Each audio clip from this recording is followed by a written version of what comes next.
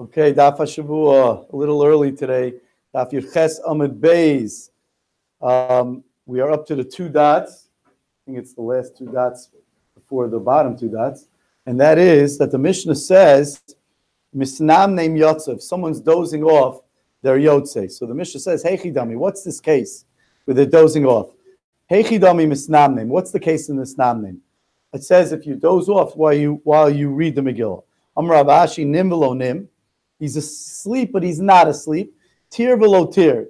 He's up, but he's not up. Now, either that's one case, or some Rishonim, the Rush, learn that he's asleep, but he's not asleep when he's falling asleep. Tir v'lo tir. He's waking up, but he's not up when he's in the morning, when he's waking up. Either way, it means the karule va'ani. When you call him, he answers, but v'lo yada la durei svara. He's not able to say a what? Anything logical. But if you remind him about something, midkur, he'll remember. So in such a case, in the Megillah, you're going to be Yotze. The post can say, the Mishabura, that this is all, again, only the person reading. Person reading, if he's in such a state, and he's reading every word, okay. But the person that's listening, for sure, he's going to miss words. It's not going to work. Says the Gemara further, the next two dots. It's actually, So it actually wasn't the only two dots before the last two dots. The Mishnah says, if you were writing a Megillah, Darsha, you were darshaning, you were expounding upon it, Magia, or you were fixing it, three different cases, and Kibin Libo Yatza. If while you were doing it, you had Kavana, you're Yotze. Ask the Gemara, Hechidami, what's this case of reading specifically? Either it doesn't make sense. I'm sorry, the case of writing.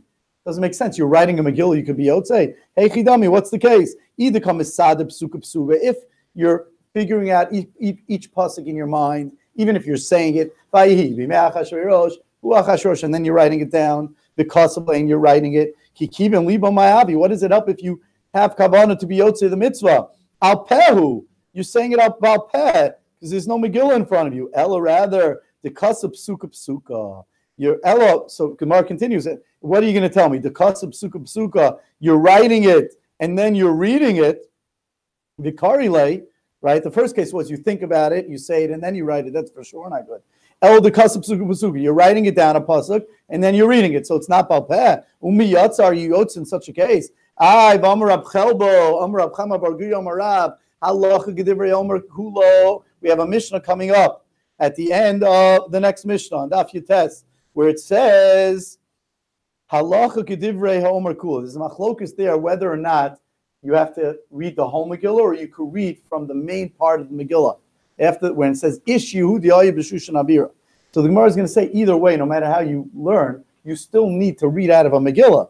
It doesn't matter if you have to read the whole thing, part of it, but you still have to read out of a Megillah. So says the Gemara. The halach is like the person in the next Mishnah that says you have to read the whole thing.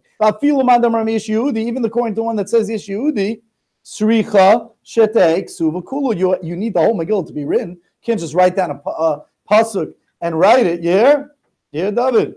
Fine. So Ella Dimancha Megillah Kameh. Rather, it's talking about a Megillah is in front of him. A separate, perfectly good Megillah is in front of him. Vikarile Minei Psuka Psuka, and he reads one pasuk and then he writes it down. So there, it's very good because of a lay. Says the Gemara, Leima Messiah Le Rab Bar Bachana. Now we could prove from there to Rabbi Bar Bachana. Maybe. Lema, let's say. Rabbi Bar Bachana, Rabbi Yochanan.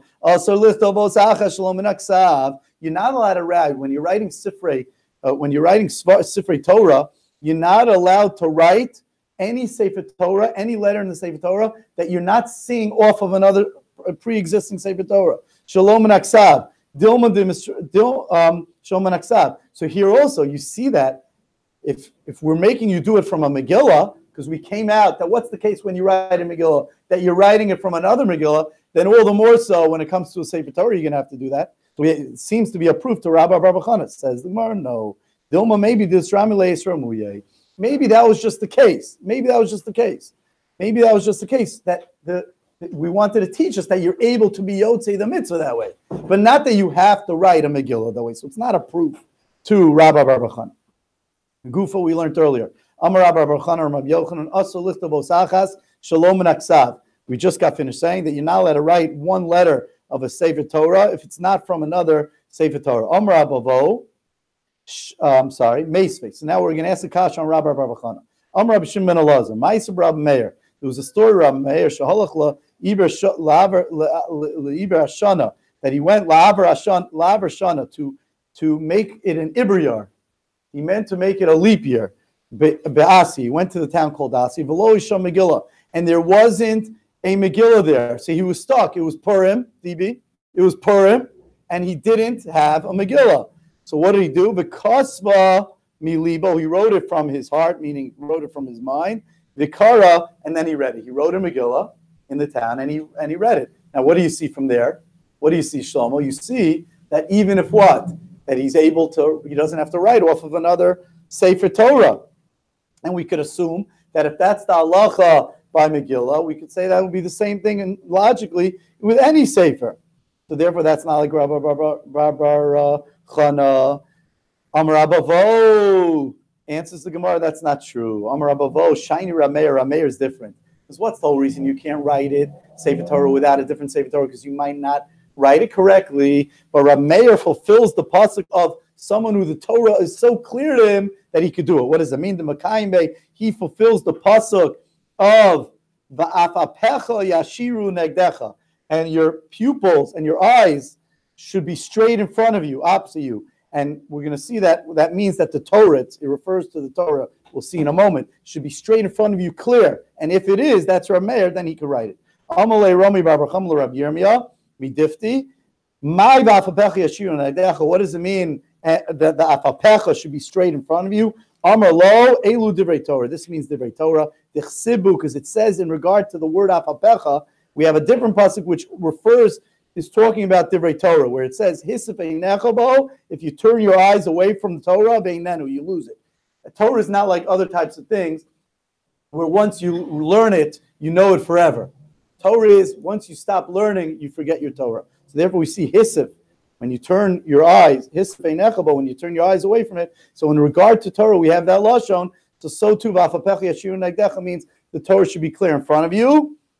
So therefore, Rameir was different. It was very straight in front of Rameir, and therefore Rameir was able to write it. Says the Gemara, we have a little bit of a problem, because we're going to bring down a different story that says the opposite. Rav Chisda Ashkel Rav Chanano. Rav Chisda found Rav Chanano Davikas of Svarim Shalom and Aksav, that he was writing Svarim not from other written Svarim. Amar Leis, he said to him, Ruya kol Torah kulich v'alpicha. Really, you're worthy that all of Torah should be written through your mouth. You're worthy of that. Elakach amru chachamim, but so said the chachamim. Also litov osach Shalom and Aksav. You're not allowed to write one letter of the Torah not from another ksav, not from a pre-existing sefer. So from the fact that Rav Chisda said to Rav Chanano that he's so big that the whole Torah is worthy to be written by him, Michlal, we could infer from here, that the Torah was so clear to him and he should have been able to write it, right? And he told him he couldn't write it. So ask the Gemara, but Rav Meir Kasav. We see Rav Meir did write it. So how could Rav Chisda tell Rav Chanano he can't write it? The Tanya, but Rameir Kasav answers the Gemara, very basic answer. Shasatrak shiny. You're right, it's better not to write it like that. If your mind is not clear, then for sure you can. Probably. But if your mind is clear, it's better and still not to write like that. But if you are in a stuck, like Rameir was stuck because he was in the town without a Megillah, that's called Shatzachak. A pressing time is different. One more Gemara. Abai Sharu L'Dbei Bar Chavu. Abayah permitted the house of Bar Chavu L'Michtav Tefillin and Mezuzah Shalom and Aksav. He allowed them to write it not from a written text. Kiman, who is that like? Why Tefillin and Mezuzah is different? Tana. It's like this Tana. The Tana Rabbi Yirmiyahu, Mer Mishum Rabbeinu, Tefillin and Mezuzah, Nichtav Shalom and Aksav. Tefillin and Mezuzah specifically could be written Shalom min Aksav. The ain't srichin sirtut, and one other halacha that says that you don't need sirtut. Sirtut are the lines in the sefer in different kisvei hakodesh. The hilchasa and the halacha is tefillin ain't srichin sirtut. It's true, tefillin doesn't need sirtut. Mezuzah srichin sirtut. Mezuzahs do. The poskim, the Ramah says that you still by tefillin. The Rabbeinu Tam says you have to have on the top line. The Ramah says you should have at least also on the sides and on bottom. sirtut. But mezuzah either way needs sirtut, and so why are those different? Those tefillin and mezuzahs are allowed to be written shalom and aksav, not from another tefillin and mezuzah. Why? Why would they be different? Daniel, you know why? My time of migris grisin, because a person is people know it by heart very well. Therefore, we're not concerned. This is just a couple of tiny things I just wanted to mention. That Rashi says that the Bei Bar Chavu, that they let them write tefillin and mezuzahs, Rashi says is a mocha tefillin. They might ask that on the Daf Hashavua test. And also when it says Behilchasad that tefillin don't need sirtut and mezuzahs do need sirtut, Rashi says that that's a halacha l'Moshe Misin. I thank you very much, everybody, for listening. Have a wonderful rest of your day.